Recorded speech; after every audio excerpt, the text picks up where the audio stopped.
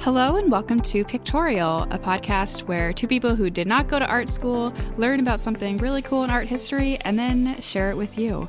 So I'm Quinn Rose. I am really excited about this week's episode.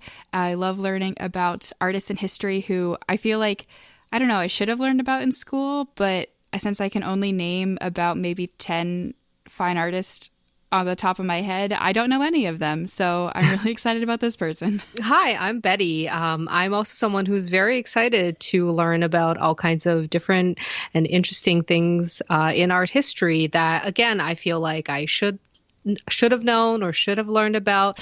And I feel really bad, actually. I realized while researching for this artist that I do actually know who her husband is, but I did know who she was, but now I kind of find her much more interesting. So I'm glad to delve into this one. Oh, I'm intrigued to hear more about that. So today we are talking about an artist called Sonia Delaunay. She is a Ukrainian Jewish-born artist who was raised in Russia and then lived out most of her life in Paris with brief stints living in other European countries.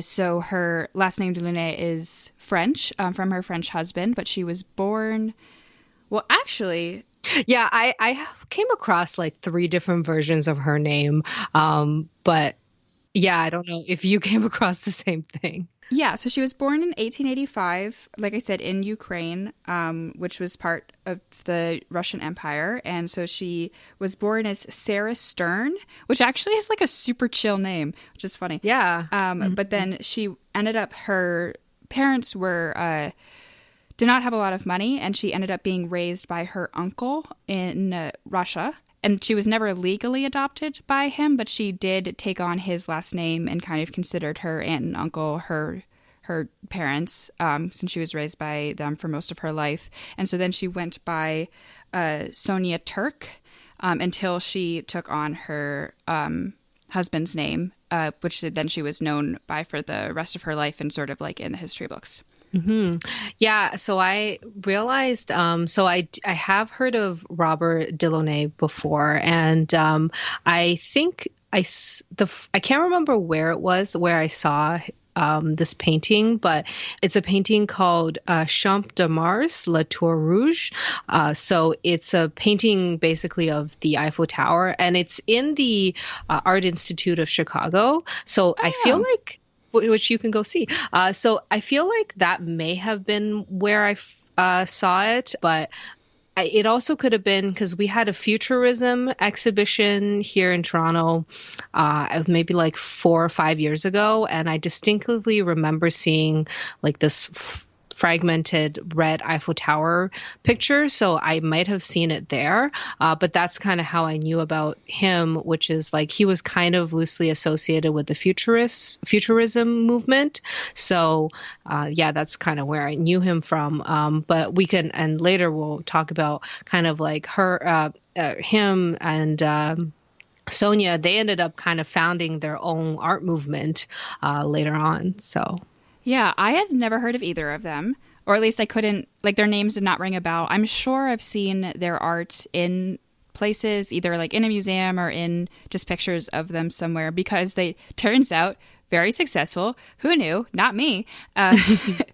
Yeah, I only realized like I knew him when I started researching, and I'm like, oh my God, I have seen these paintings before. And then I was like, oh yeah, like I saw him in like this exhibition. So yeah, it was like I wasn't like super familiar with Robert Delaunay's paintings either. Well, we'll get into their art movement in a moment because it's a huge part of her sort of body of work. But a moment for her first husband, which I thought this was a very interesting part of her story. The interesting thing about Sonia Delaunay is she was recognized as artistically gifted at a young age, and since she was being raised by a wealthy Russian family, she had the means to pursue this as a career. And so she went to art school in Germany, and then she moved to Paris afterwards and continued studying art in Paris. And then she spent a lot of time like in the galleries around the city and meeting lots of artists there. Obviously, this is like Paris, especially in the early 1900s, was definitely sort of a hot spot for artists. So there were a lot of people that she brushed elbows with there. And then as part of this, she met a gallery owner whose name was Wilhelm Ude. I don't know how to say his last name. I'm not sure how to pronounce that either. Yeah. Uhde.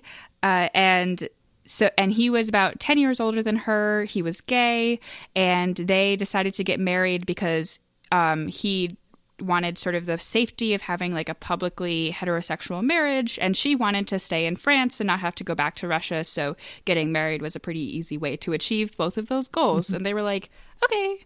So it seems like this was a very sort of like a good understanding between the two of them from day one. And then a couple years afterwards, she ended up meeting Robert Delaunay, falling in love with him, and they immediately basically began a relationship, and she was pregnant. And so then she was like, hey, Wilhelm, like, I think we should get a divorce and I'm going to marry this guy. And he was like, yeah, okay. Yeah, it seemed, I read in a bunch of places that they were both like, okay, yeah, that's cool. Sounds good to me. Like it was very mutually amicable of a divorce that they had. I really like that. I mean, obviously it wasn't great that they had to get married to achieve their goals, because obviously those are two things that hopefully in today's world that you wouldn't feel the need to do, to like achieve freedom as a young woman, or to live freely as a gay man.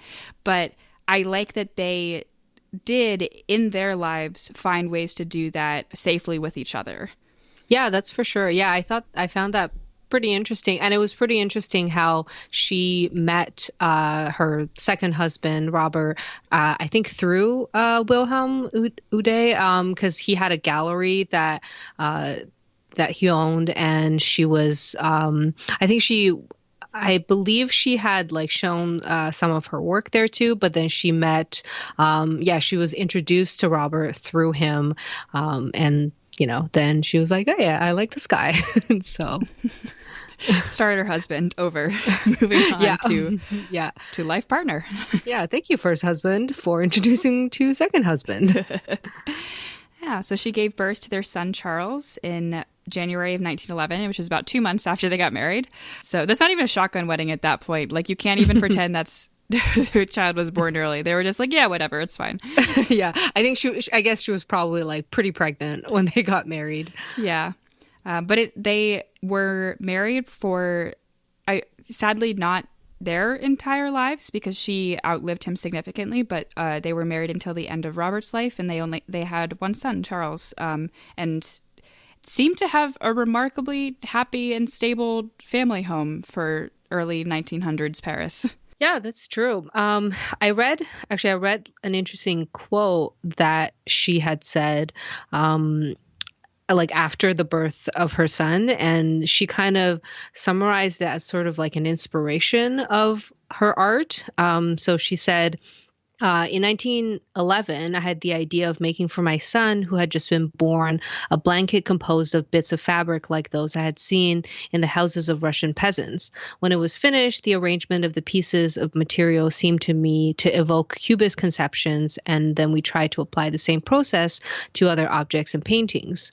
I thought that was like a really great encapsulation of just like her influences and her a good description of her work, which is like pieces of colorful fabrics. And she's talking about how it's kind of inspired in a bit from her childhood, but also inspired by her family and her son, but also by Cubism, which she was totally around at the time. So I thought that was like a really good way to capture her like art style as a whole. Yeah, I want to get really into her whole art practice and whole movement that she co-founded. But just a brief other thing about her background related to the quote you just read, because I've seen that quote in some places where she attributes it to Russian peasants and some places where it's attributed specifically to Ukrainian peasants.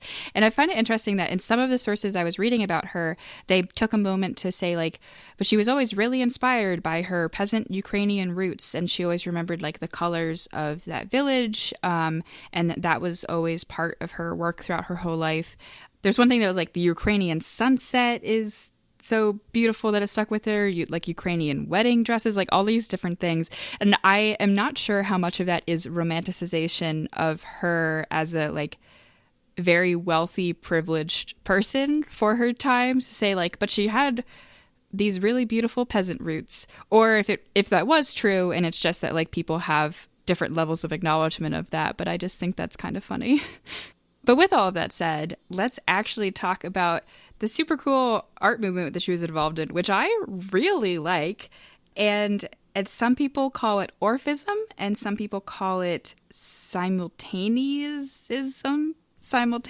Yeah, I think it's simultanism is how I've been saying it, but yeah, I have no idea. Orphism is definitely easier to pronounce. Yes. I also was looking up, I was like, why is it called Orphism? And I couldn't find a source for a little while, and then finally someone actually attributed it, and it is named after Orpheus from Greek mythology. Oh. It was named by the way, we totally ruined ourselves by doing a French artist. Can I just say? I'm so bad at pronouncing French, especially for a Canadian person, that I'm going to butcher a lot of these names. Yeah, but that's more just a pre-warning to everyone as the name I'm about to attempt to say. But the name Orphism was coined by Guillaume APOLLINAIRE. Sounds good to me. There'll be a link in the show notes so you can look at his name yourself. Anyway, he's by all accounts was the person who named this variation on Cubism as Orphism because, quote unquote, he felt the use of color brought movement, light, and musical qualities to the artwork, and therefore referenced the legendary poet and singer of ancient Greek mythology, Orpheus, which I think is so whimsical. Mm-hmm. Yeah, and I kind of I liked the term the simultanism as well, because it sort of is more descriptive, I think, of what the visuals are, because it's meant to mean simultaneous contrast, which is like, so a thing that they do is they match primary and secondary colors together, like red and green and yellow and purple or blue and orange, and it creates like it's like not just in works that they do, like whenever you see that type of juxtaposition, you see like the colors create like a visual vibration. It's almost like a optical illusion, sort of. So yeah, so it's kind of either one of these terms define what they're trying to do. If you're trying to visualize what this kind of art looks like, it's definitely modern art. It's a form of Cubism, but the whole idea of Cubism is they're kind of muted colors and a lot of similar colors in one painting, whereas the Delaunays were like, no, color everywhere. Mm-hmm. So they use these kinds of ideas of the color theory that you were just talking about with abstract shapes and like lots of, I don't even know how to describe it, but sometimes they'll be like more circular shapes. Sometimes it'll be like fully abstracted, like psychedelic kind of kaleidoscope things. Like if you took a freeze frame on a kaleidoscope, that's what a lot of this would look like. It also seems like they were most definitely influenced by Fauvism, which is also an art movement that heavily focuses on color. But like an interesting thing about Fauvism is that they sort of like they explore color in unconventional types of ways. Like especially when I'm looking at some of Robert Delaunay's works, is like he has a self-portrait, and like he didn't paint himself in like what you would naturally assume would be like the colors of someone's face. So like he's using like pinks and greens and purples and like these like colors that you wouldn't think of when you paint someone's face. And so a similar image is this painting by Sonia called Yellow Nude. It's kind of it's a painting of this woman, like it's a nude woman, like her skin is like yellowish, but you see these bright blues and like purples and just these like really high contrast, really intense colors, like on a person's body that you wouldn't like naturally think of that would occur on a person's body. And this like yellow nude painting that she did reminds me actually a lot of Gauguin, which is probably someone I don't know if I read somewhere if she's definitely inspired by him, but I don't know if she met him. It's likely like at around this time. But yeah, so it just seems like there's definitely this like post-impressionist Fauvist influence on their art movement. And she also seemed to have like a pretty clear progression in terms of her art, where she started with more, I mean, she never was into realism, but more directly representational, like in this nude that she painted. Whereas more later in her career, things got more and more abstract, more and more like what you would imagine as kind of this idea of like very block modern art, is what she was doing later in her career. For sure. Like it seems like she kind of started with more figurative works, and it became more abstract, but then it also like she was also someone who I read that like she didn't see a boundary between like the fine arts and craft or like design, and she, like, I think we'll get into a little bit later that like she also eventually ended up doing like fashion design and textile design, and it kind of like blurred into, or like a lot of her practices blurred into like this like like more craft and more like design type of work. Yeah, let's talk about this. So you may have noticed from her being born in the late 19th century, she lived through the Great Depression and both World Wars. So there was a lot going on that affected her kind of life and career as an artist. Well, actually starting really with the Russian Revolution, that kind of ended her source of income from Russia, which I've read in most places was like her family sent her money. I also saw one reference that she owned some property in Russia that she earned income off of. I'm not totally sure if that's completely true or if it's like her family owned property that she was the beneficiary of the profits. But one way or another, she was being financially supported from Russia, and that kind of ended with the Russian Revolution, because that's kind of going to choke off income streams. Right.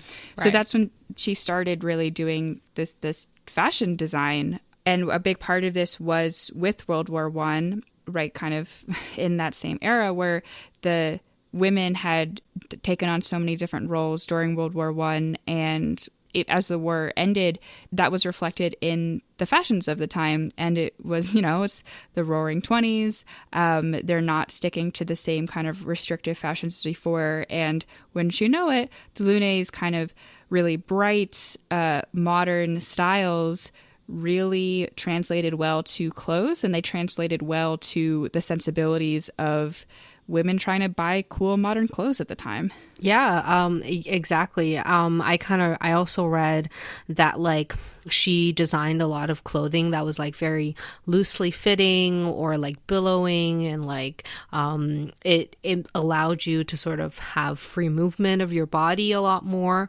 So, and yeah, like definitely after World War One, like women were like many were in the workforce and are totally like, I'm not going back to being a housewife or going back inside and not working. So yeah, like a lot of her clothing was very it was just like very easy, very comfortable, and very like loosely fitting, that a lot of women were super into. And like also, it was they were colorful and trendy.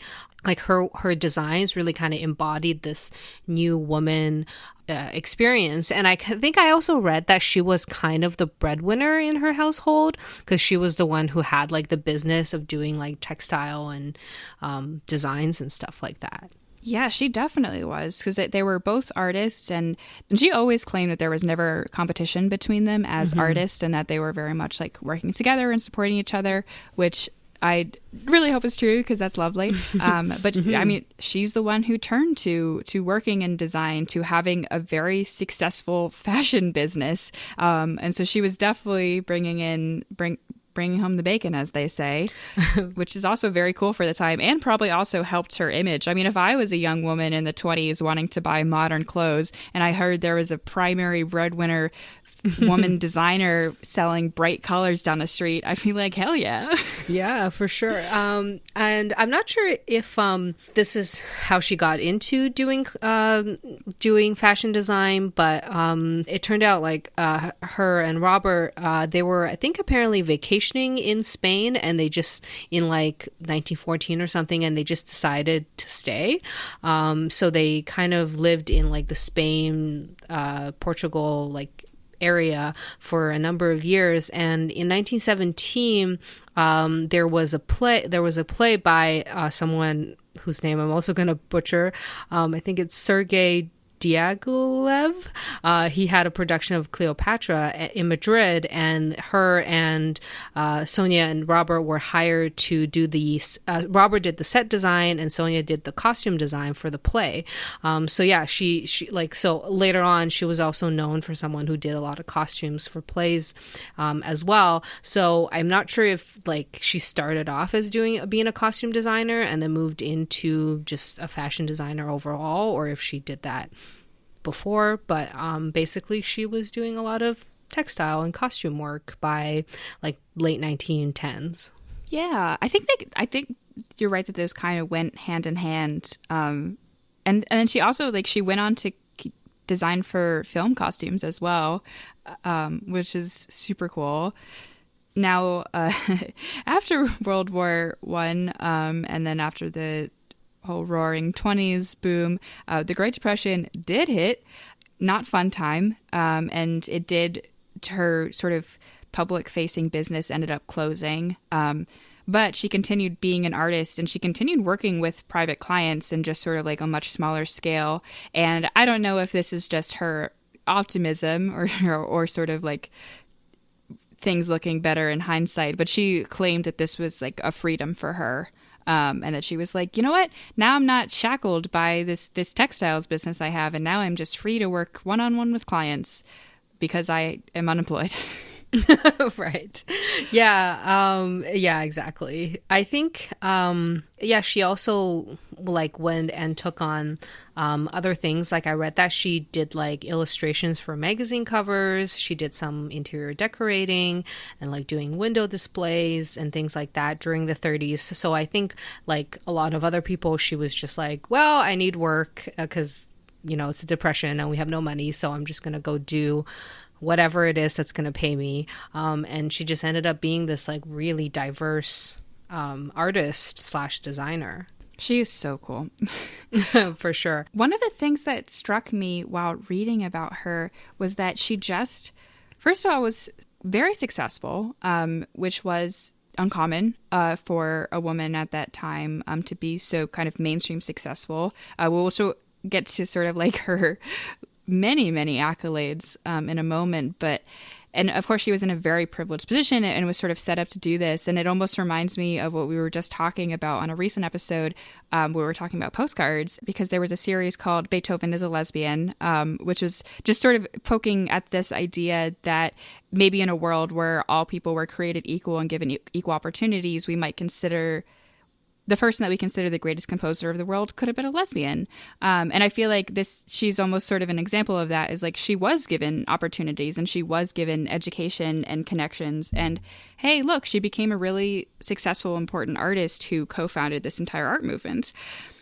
But I also was just struck by her as someone who had such a full, interesting life, who had a stable family, who did art and design and like tried out all of these different things and traveled and just seemed like a really cool person and more real than I think we expect from our historical figures. That I was like, oh, even though, I mean, she only passed away in the 1970s, and she was in her 90s before she died, which is incredible. But even still, you kind of think like, oh, someone was born in the 1800s. You can kind of only think about them in black and white, right? But I'm like, wow, this is a person. Yeah, for sure. Yeah, she's kind of, I think like, I was seeing some like earlier photos of her when she was younger, and it does look like, some like old black and white photo from like late 1800s. But then just sort of like seeing her work and knowing that like she lived until like I think she probably lived almost as long or around the same time. Like I think Picasso died in like the 70s as well. It's just like especially seeing her work and seeing her art style, like she just totally embodies this like contemporary woman like feel to just her like her life as well as her work. It's pretty incredible. There's an interview that she did only a few months before she passed away that you can read online, and it's quite great. And one of the things that he asked her if she's met a bunch of artists, and he asked her if she liked Picasso, and she said, never much Picasso. He always looked unhealthy. Oh yeah, I read that too. I'm like, that's pretty awesome. I was just looking at another work that she did, and I'm trying to figure out. So I'm gonna send you a link, but basically but did this illustration for a poem, and I think it's like multiple pages but they so I'm going to butcher this name. So it's La Prose du Trans-Sibérien et de la Petite Jehan de France. So it's a poem, so it's prose of the Trans-Siberian and Little Jehan of France. It was done by the poet Blaise Cendrars, and so like she painted this she painted like the words like in the text as well as like an illustration that stretches I think meters long on the side, and there's like I think it's like multiple pages, and I read that it's like supposed to, if you pile them together, it's supposed to reach like 300 feet high if all the prints of the poems are put from end to end, and apparently that's the height of the Eiffel Tower. But I just thought like it's a really beautiful and colorful way to like illustrate for a poem. Like when I first heard that's an illustration, I was thinking of like, oh, like little pictures of like people, but then no, it's these like washes of color that's like just alongside the text. And it's just so interesting how like she was someone who did like dresses and fashion, but then also illustrated for poetry. This is gorgeous.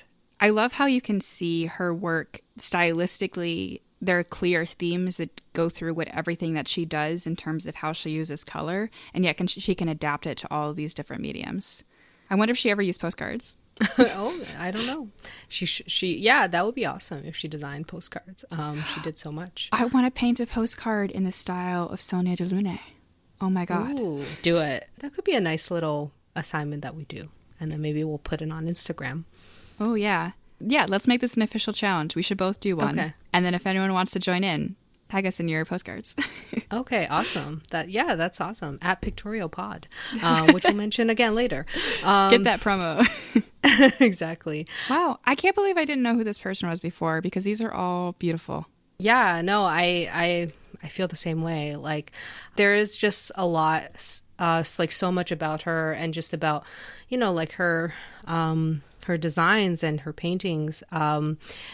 So I think we mentioned earlier, so she became the first woman to have a retrospective in the Louvre. Yeah, it was in 1964. And she was one of the very first living people ever to have a retrospective in the Louvre, which is super cool. Yeah, like she was one of these people that I fortunately was like recognized in her lifetime, unlike, some other impressionist artists like Van Gogh, who, only sold one painting in his life and lived a very terrible life basically. But she actually was recognized, and I think she was also she was given like a reception by Queen Elizabeth in like 1978 or something, and just definitely had some recognition in her life.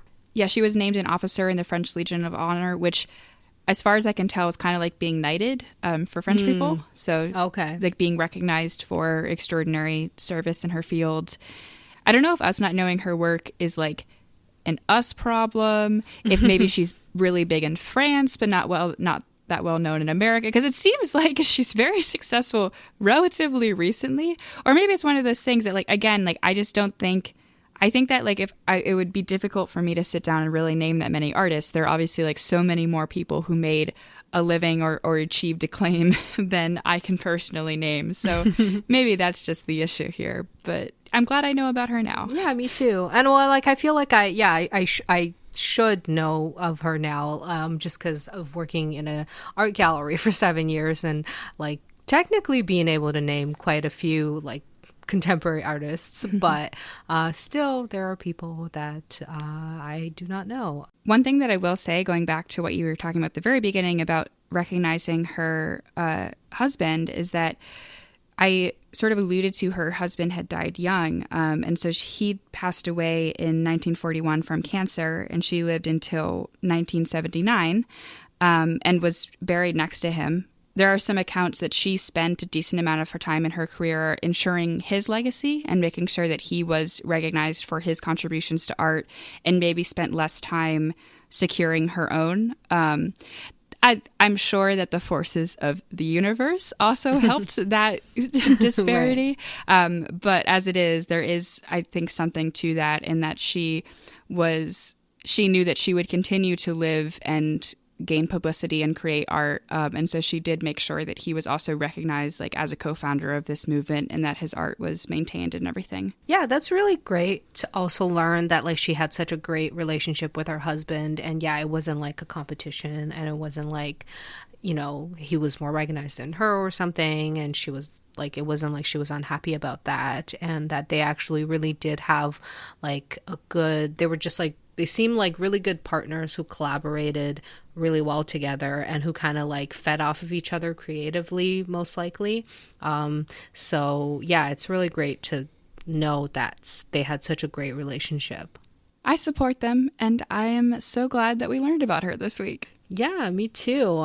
In addition to just how amazing she was, like, I did read that there's a lot of other artists later on who kind of attribute their influences towards her. So apparently she like Orphism, it influenced later on this movement called opt art, which is kind of like optical illusion type of art.